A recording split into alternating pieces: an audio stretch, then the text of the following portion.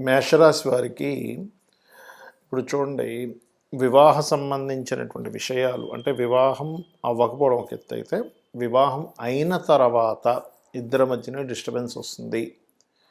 ఎప్పుడు ఏదో ఒక డిస్టర్బెన్స్ క్రియేట్ అవుతుందంటే అసలు కారణం ఏమిటి, దాన్ని మనం ఎలా క్లియర్ చేసుకోగలము, ఏ గ్రహ ఆరాధన చేసుకోవాలి, అదేవిధంగా ఏ గ్రహం దగ్గర దీపారాధన చేస్తూ ఏ దేవత ఆరాధన చేయాలి, మరియు అసలు రీజన్ ఏంటి, చాలా వివాహాలు ఫెయిల్ అవ్వడానికి గల కారణం ఏంటి అనేటువంటి విషయాలు చెప్తుంది నేనైనప్పటికీ చెప్పిస్తుంది సాక్షాత్ లలిత అమ్మవారిగా భావిస్తూ ఆ యొక్క అమ్మవారి యొక్క అనుగ్రహం పరిపూర్ణంగా మీకు కలగాలని మనస్ఫూర్తిగా కోరుకుంటూ, ఇక్కడ జన్మలగ్నం నుంచి లేదా జన్మరాశి నుంచి మేషమైందనుకోండి, మీద ఉదాహరణకి మేషం నుంచి సప్తమ స్థానాధిపతి ఎవరు అంటే శుక్రుడు అవుతాడు. వివాహం అవ్వట్లేదు కొంతమందికి అంటే శుక్రుడు పాడయ్యాడని అర్థం. మేషంలో జన్మించారు, మీరు మేషలగ్నంలో జన్మించామండి, వివాహం ఎంత ట్రై చేస్తున్నా అవ్వట్లేదు అంటే శుక్రుడు పాడయ్యని అర్థం. అయితే ఈ శుక్రుడు కనుక బాగుంటే వీళ్ళకుండే ఒక లక్ ఏంటంటే 7th lord and 2nd lord ఒక్కలే వీళ్ళకి, అంటే సప్తమాధిపతి ధనాధిపతి ఒక్కరే. దీనివలన వివాహం తర్వాత నుంచి వీళ్ళకి ఫైనాన్షియల్ గ్రోత్ కూడా పెరుగుతుంది. చెప్పాలంటే ఎక్కడో ఒక 1000లో ఒక కేసులో ఎందుకు మిస్ అవుతుందంటే ఆ శుక్రుడు పాడవడం వల్ల మిస్ అవుతుంది. అలాంటప్పుడు వారికి వివాహం లేట్ అవ్వడం కూడా జరుగుతూ ఉంటుంది. రైట్. అయితే మరి వివాహం తర్వాత వివాహ జీవితం ఎందుకు గొడవలు వస్తుంటాయి అంటే మనం మాట్లాడుకుంటున్నాం కాబట్టి, ఇక్కడ 12వ స్థానము అని ఉంటుంది. అంటే మీ లగ్నం నుంచి, మీ మేషం నుంచి 12th హౌస్ మీనరాశిలో కనుక పాపగ్రహ సంబంధాలు ఉన్నా ఇక్కడ ఒక్కొక్క గ్రహాన్ని బట్టి మారిపోతూ ఉంటుందండి. అక్కడ నీచబడ్డ బుధుడు ఉన్నాడు, మిస్కమ్యూనికేషన్స్ వల్ల, రవి ఉన్నాడు, ఈగో క్లాషెస్ వల్ల, అట్లా ఒక్కొక్క గ్రహం వల్ల మారిపోతూ ఉంటుంది. అయితే ఇక్కడ ఏంటంటే మనం 3 రకాలుగా ఉంటుంది ఎప్పుడు కూడా. ఒకటి, వివాహ జీవితం అస్సలు బాగోపోవడం, అంటే ఇంక వాళ్ళు జీవితాంతం గొడవ పడుతూనే ఉంటారు. ఇంకో కేసులో మనకి వివాహ జీవితం బాగాలేదని కట్ అయిపోయి రెండో వివాహం చేసుకుంటారు. ఆ రెండో వివాహ యోగం కూడా మీకు 12వ స్థానమే చెప్తుంది. మరి కొంతమందికి వివాహం చేసుకుంటారు కానీ దూరంగా ఉంటూ ఉంటారు. కాబట్టి వీటన్నిటికీ మార్గం ఏమిటంటే, మీకు 12వ స్థానంలో ఏ గ్రహం ఉందో ఆ గ్రహానికి సంబంధించిన దానం ఇవ్వాలి. మరియు మీ లగ్నానికి 12వ స్థానాధిపతి గురువు అవుతాడు కాబట్టి మీరు శనగలు దానంగా ఇవ్వడం ద్వారా కూడా చాలా మటుకు వివాహ జీవిత సంబంధించిన విషయంలో ఇబ్బందులు తగ్గుతాయి. మరియు ఇక్కడ ప్రజెంట్ మీకు గోచారంలో శని కూడా ఉన్నాడు కాబట్టి నువ్వులు కూడా ఇవ్వండి. నవగ్రహాల్లో శని గురు గ్రహాల దగ్గర దీపారాధన చేయండి. ఓం శివకామేశ్వరాంకస్త శివ స్వాధీన వల్లభాయే నమః అనే మంత్రం చేయండి. అన్ని విధాలా మీకు బాగుంటుంది. ఇక్కడ వివాహం చేసుకునే విషయము మరియు ఈ మ్యాచింగ్ చేసేటువంటి విషయాల్లో ఖచ్చితంగా కొన్ని జాగ్రత్తలు తీసుకోవాలి. అప్పుడు 100% మీ యొక్క వివాహ జీవితం 100% ఆనందంగా దాయకంగా ఉంటుంది. అదేంటో చెప్తాను. పాయింట్ నెంబర్ 1, మీరు వివాహం చేసుకునేటప్పుడు పాయింట్స్ మాత్రం చూస్తారు చాలామంది. 36 పాయింట్లకి 18 కలిసాయి, ఆ 18 నుంచి ఎంత ఎక్కువ వస్తే అంత బాగుందని ఫిక్స్ అవుతారు. అలా అయితే కనుక ఇక పాయింట్స్ కలిసిన వాళ్ళు ఎవ్వరు కూడా విడిపోకూడదు. కానీ సొసైటీలో ఏం జరుగుతుంది, పాయింట్స్ కలిసిన వాళ్ళేమో కొంతమంది విడిపోతూ ఉన్నారు, పాయింట్స్ కలవని వాళ్ళు కూడా అక్కడ కలిసి ఉంటున్నారు. అంటే దీనికి కారణం ఏమిటి, పాయింట్స్ అనేది బేసిక్ లెవెల్ వరకే.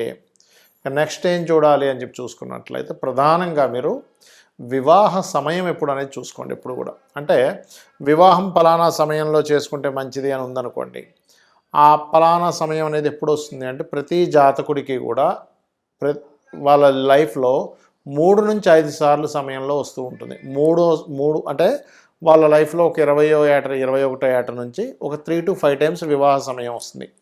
ఆ వివాహ సమయం ఎప్పుడుంది అనేటువంటి విషయాలు ఫస్ట్ మీరు గుర్తుపెట్టుకోండి.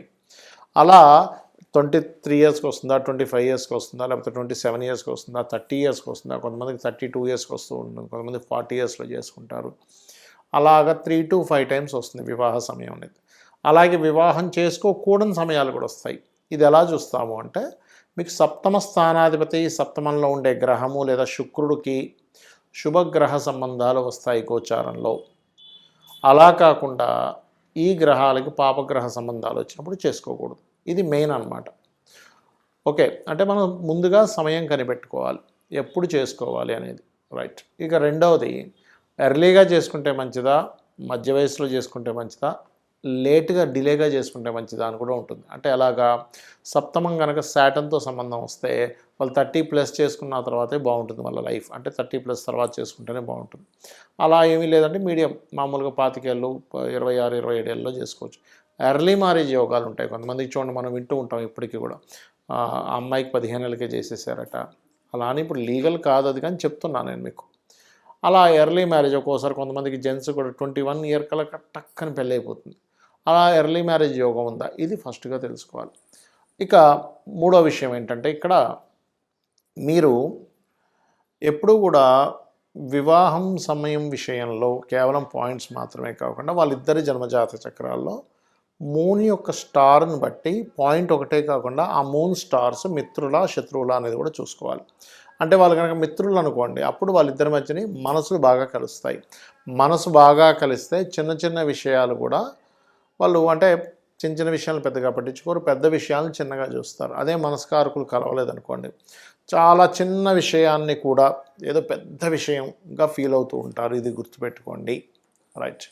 ఇక మరొక విషయం ఏంటంటే ఇక్కడ గమనించినట్లయితే ఇక్కడ చంద్రుడు ఒక్కటే కాకుండా ఆత్మకారకుడు అంటాం. అంటే సోల్మేట్స్ అంటూ ఉంటారు. రవి ఆకర్షణాకారకులు కుజుడు, శుక్రుడు ఎంతవరకు కనెక్ట్ అయ్యారు, కేంద్ర కోణాల్లో ఉన్నారా, 2/12 యాక్సెస్లో ఉన్నారా, షష్టాష్టకాల్లో ఉన్నారా చూసుకోవాలి. దీంతోపాటు జీవకారకుడైన గురువు, కర్మకారకుడైన శని మరియు కమ్యూనికేషన్స్ ఈజ్ మోస్ట్ ఇంపార్టెంట్ వివాహాలను. అంటే ఒకరు చెప్పింది ఒకరు వినాలన్నా, ఒకరు చెప్పింది ఒకరికి అర్థం అవ్వాలన్నా సరే కమ్యూనికేషన్స్ కారకుడు చాలా బాగుండాలి, గుర్తుపెట్టుకోండి. అలాగే మరొక విషయం ఏంటంటే ఇక్కడ గమనించినట్లయితే ఈ యొక్క కాంబినేషన్స్ ఇవన్నీ ఒక ఎత్తు అయితే మీరు ఎవరినైతే వివాహం చేసుకుంటారో అది అమ్మాయిని కావచ్చు, అబ్బాయిని కావచ్చు, ఆ వివాహం చేసుకునే వ్యక్తి యొక్క జన్మజాతకంలో ఆఫ్టర్ మ్యారేజ్ తర్వాత ఎలా ఉందని తెలుసుకోవాలి. మనం కూడా చూడండి సినిమాల్లో ఒక వ్యక్తి ఎవరినో ఇష్టపడ్డారు, వివాహం చేసుకొని ఎండ్ కార్డు పడుతుంది. కానీ వివాహం విషయంలో అలా కాదు. వివాహం నుంచే అసలు సినిమా స్టార్ట్ అవుతుంది. కాబట్టి ఏంటి మనం వివాహం విషయంలో చూడవలసింది ఏంటి, మ్యారేజ్ చేసుకునేటప్పుడు ఆఫ్టర్ మ్యారేజ్ తర్వాత ఎలా ఉంది అని చూసుకోవాలి. దీన్ని మనం ఆఫ్టర్ మ్యారేజ్ తర్వాత అనేటువంటిది 12వ స్థానంలో ఉంటుంది.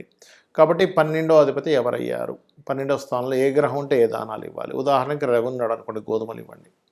చంద్రుడు ఉన్నాడు ఉదాహరణకి మీకు బియ్యం దానంగా ఇస్తూ ఉండాలి. కుజుడు ఉన్నాడు, ఎక్కువ గొడవలు అవుతూ ఉంటాయి, కందులు దానంగా ఇస్తూ ఉండాలి. అలా కాకుండా బుధుడు ఉన్నాడు అనుకోండి, మిస్కమ్యూనికేషన్స్ ఇలాంటివి జరుగుతూ ఉంటాయి, అప్పుడు పెసలు దానంగా ఇస్తూ ఉండాలి. లేదండి గురువు ఉన్నాడు, శనగలు ఇవ్వచ్చు. శుభగ్రహమే కదా, అంటే శుభగ్రహం ఉన్నప్పటికీ కూడా 12వ స్థానంలో అది పాడైతే కనుక ఇబ్బందులు ఇస్తూ ఉంటుంది. ఒక్కోసారి రెండు గ్రహాలు ఉంటాయి, శనికేతువులు కలిసి ఉంటారు, అప్పుడు ఆ 2 గ్రహాలకి ఇవ్వాలి. అలాగా శుక్రుడు బొబ్బర్లు దానంగా ఇవ్వడం మంచిదే. యాక్చువల్గా శుక్రుడు 12లో ఉంటే చాలా మంచిది చెప్పాలంటే.